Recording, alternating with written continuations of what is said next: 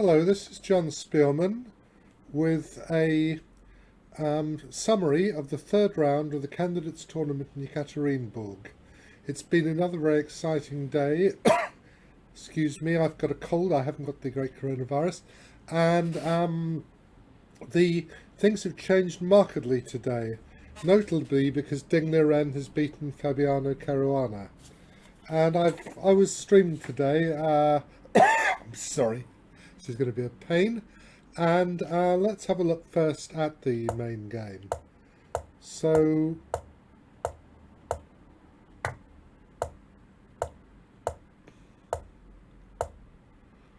this is the most critical move. They used to go e4, takes.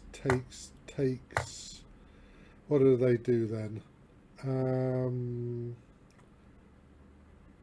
They had bishop d2, and there was some way that that's right, they went like this,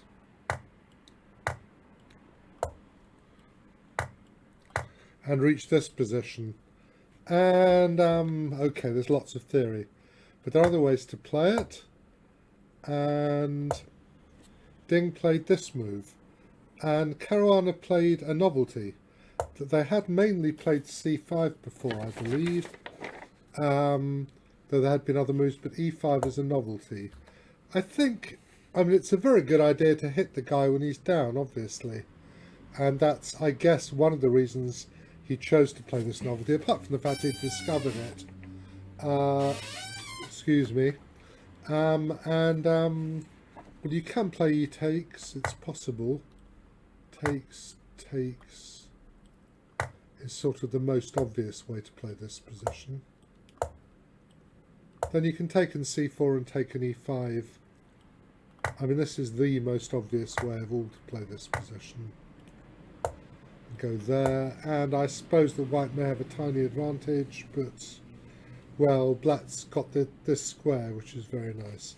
Not a very clear position anyway. So he didn't do that.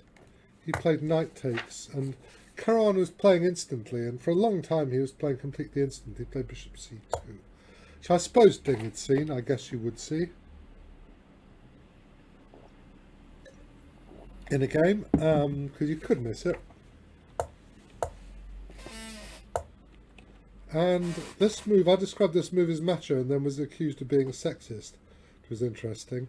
I mean, I thought he'd go here, don't have to go this way, and this one is interesting. And one line which is quite a lot of fun goes, I thought pawn takes, knight here might not be so clear, but actually you've got this on please. This is just very good for white. But you go knight takes, take here. And you've got two pawns for the exchange, the two centre pawns, because you're going to win this one. But you are going to lose your bishop back after something like this. And it's a position, but it's quite a nice position to play for white. I mean, basically white's got this nice centre, and nothing really awful is going to happen to white. I'd have thought this would have been quite a sensible way to play, actually. Anyway, he didn't do this. He played the maximalist, the macho icon at d5.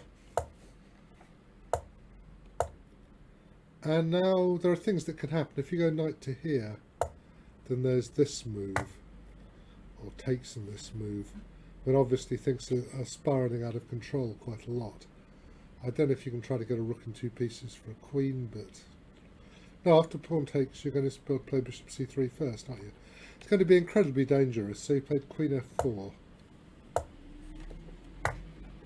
I mean, I was looking at this and thinking, does it lose a piece? No, it doesn't, because after here you go here.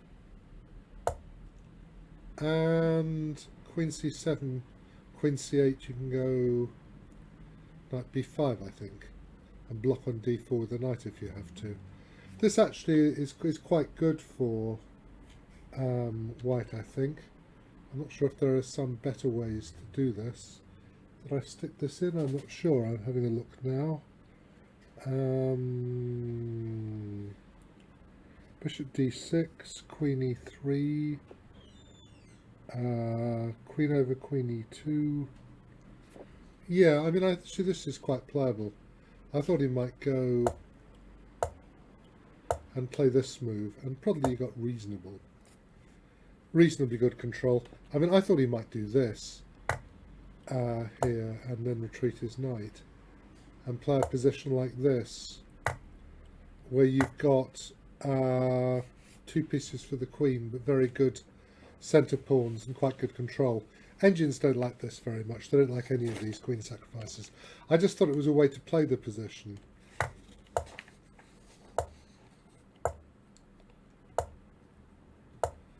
Now, Caruana was still, as you can see, playing basically instantly here, and Ding had spent an hour and a bit, and he now played his only really quite dubious move of the game. I think Queen C1 would have been pretty good because you keep control. Your queen needs to be round about here to go on this diagonal. He played Queen F5, which was not. Yeah, was I trying to do this? What am I doing? Why am I playing Knight E4? That looks nonsense to me.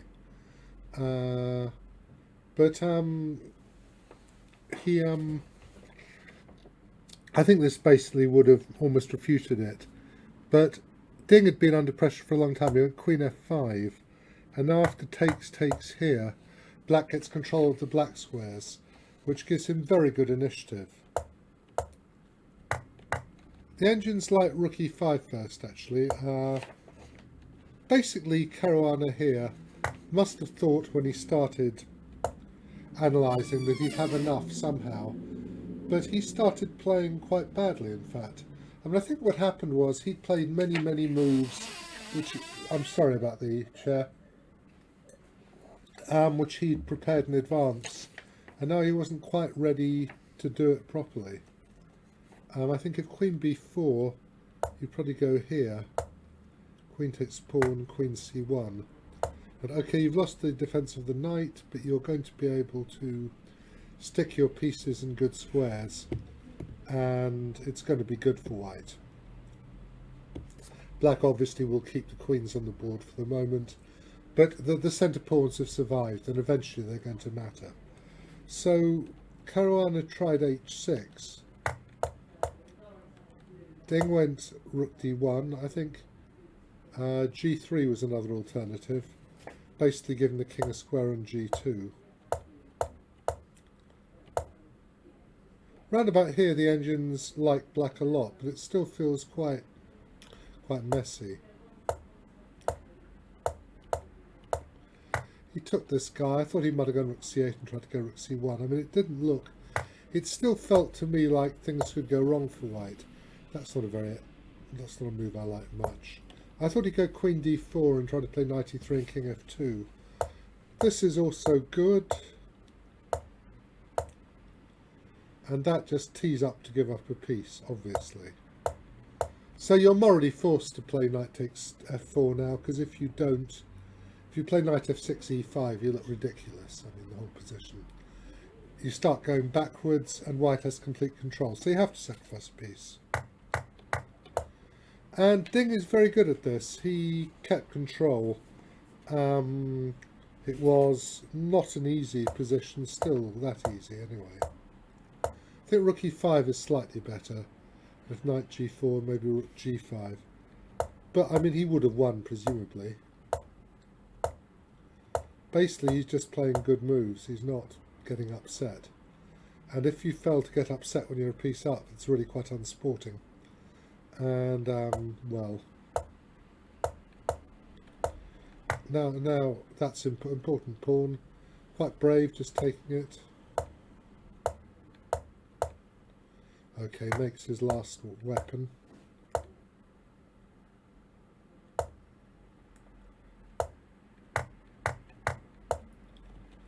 I suppose that Queen takes F2 would be... Well, even if you played King takes Knight E4, you'd probably be winning. Well, you would be winning, wouldn't you? So it wouldn't even be a 33%er. E5.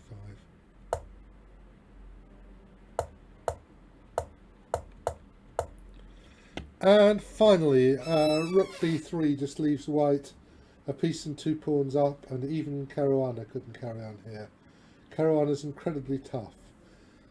So let's think about what's happened in this game. This was fantastic for Ding that he managed to play properly after being hit in the opening. In some ways, it wasn't that dissimilar from what happened when Nepomniachtchi was hit by Geary in the opening with an enormous theoretical idea. Essentially, the guy didn't blanch and proved himself strong enough not to get into trouble. And so Caruana eventually exited from his opening preparation with decent compensation for 2 pawns and a big advantage on the clock. But when he started thinking for himself, he didn't play particularly well. That's the only disadvantage of playing good opening preparation, is that it's hard to switch from preparation to the real thing. And in the end, Ding won very nicely. So we should think about, well, we could look at the other games, I guess. We'll start, none of the other games are as exciting. So Geary against Vachier-Lagrave was, let's go to the beginning, it was a Grunfeld. Okay, Bishop d2 is one of the many tries you can play against the Grunfeld, which is a beautiful opening, but it does give white scope to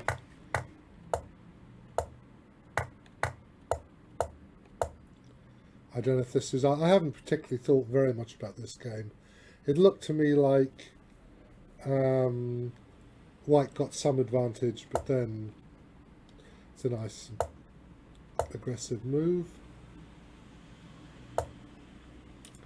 Giving up a pawn for a tempo.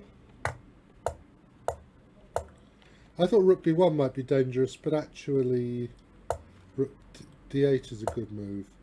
If then takes, I wonder if you should play knight f3 here. If you go takes knight f3, then this annoying move gives black an excellent game already. Really annoying move, which could quite easily miss. After which, presumably, white is trying to win the ending rather than black is trying to win the ending rather than white. I don't know if you can go do it this way. So there's probably a better way to do it actually. And okay, it's still going to be okay for black, but it's but you don't get in this rook b6 trick. I mean.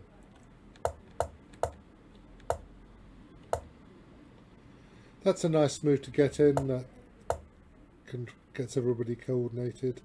Don't know. I suppose that's good. Don't know. Hitting e4. A little bit submissive that looked to me, but actually MVL's very good at getting his horses running around enough to cause trouble. If white could get bishop b3 and rook d3 without the knight getting in, and then start to bring the king towards e4, then this would be a position you could certainly play. But actually he's a tempo short. I thought he might go rook d2, but then knight to a4 to c3, I think.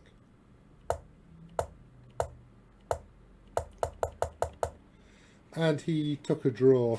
Obviously after losing his first 2 games he's not very confident, Geary, so he made a draw. That was that one.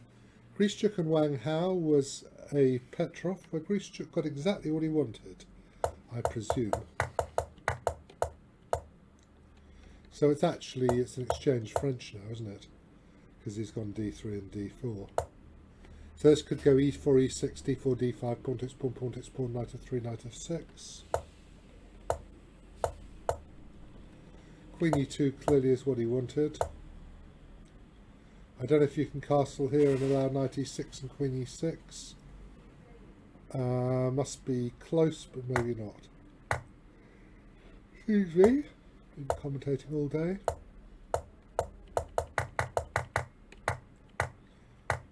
So Grischuk's got an ending where he's got the 2 bishops, but black is very active. It's a good move. I mean, if bishop e3, then knight g4 would have been a real nuisance. Obviously, you want to keep the two bishops. Obviously, that defends the bishop for the moment. If bishop f5, you can just move your rook because the back rank hangs. Maybe you could have gone g4, but you can see why you didn't. I thought he might go takes and put his bishop back on b6. This is probably better though. Very sensible player, Wang Hao.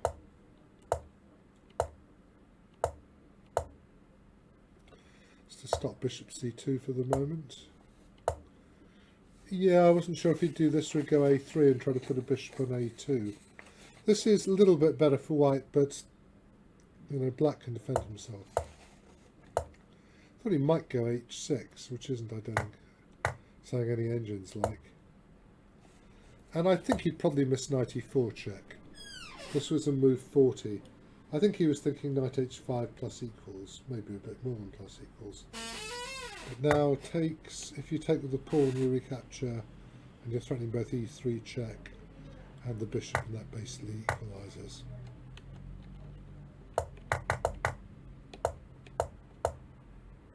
If he takes,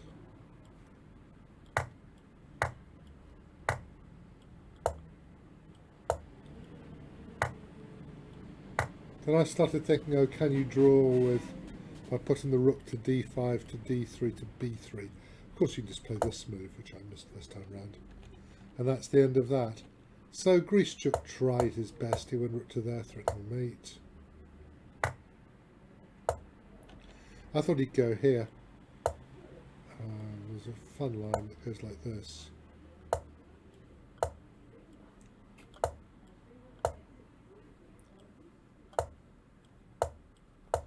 Obviously you can draw any way you like, but if you do this after this, apparently the only move to draw is now rook b4.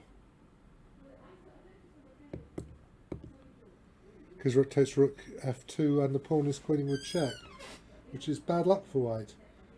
And rook h6 check doesn't really help, but you can play rook b4, and that does make a draw.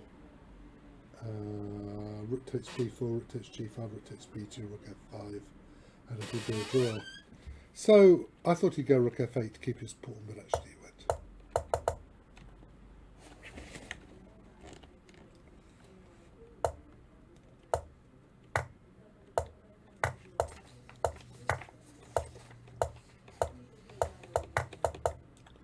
I mean, a weaker player could lose this, but Wang Hao was not going to, and they agreed to draw. And that leaves one more game, which I'm going to quickly do, which is Alexienko against Nepomniachtchi. And there's one critical position which I like to look at. So this was a Vinava. These are really difficult. I don't really care what the engine says. I don't know why it got it into its head that h3 had been played. h3 is a ludicrous move.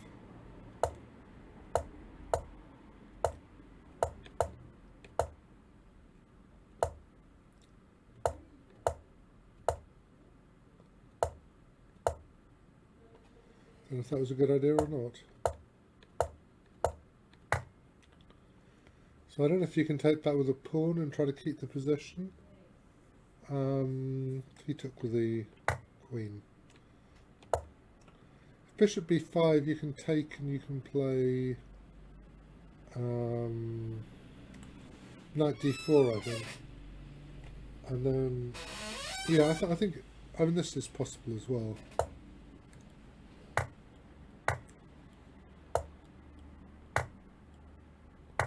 Because if you do this, then queen g4 happens, and this is a bit dangerous, probably, or maybe rook to b3. To go to g3, you're getting quite a strong initiative, probably rook to b3 actually. I mean, black isn't in time. Black wants to move the rook from h8 and put the king on f8, but even so, it's a big attack. So you wouldn't take the knight. You'd probably just castle. Or play knight e7 maybe? Don't know. He went b5. Thought he might play rook g4 as well. But if one thing I missed was rook g4.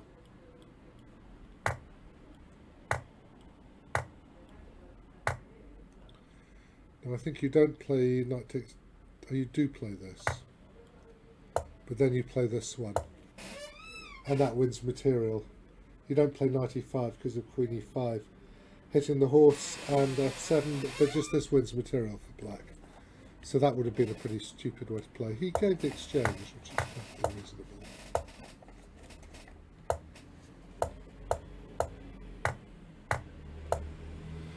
So here, White would like to play bishop takes g6. And my first thought was rook g8, which allows queen e6 check, which is suboptimal.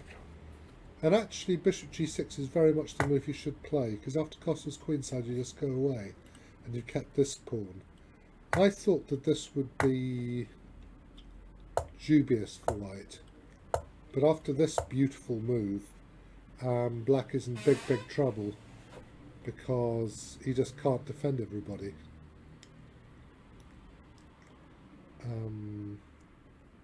Take, I think. And yeah, here, control that square, check. Now if h5 you go here. And finally you get in, and it is a bit of a disaster. Bit of a catastrophe for black. If rook ac8, rook g5, queen g5, queen b7 check, presumably will be a winning attack. I'm just doing that actually, I was going...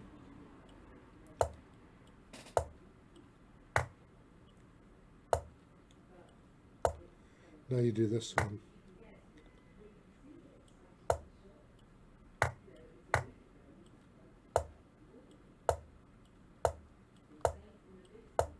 Splat. So actually bishop g6 would have been a very good move. He played h5, which was less good.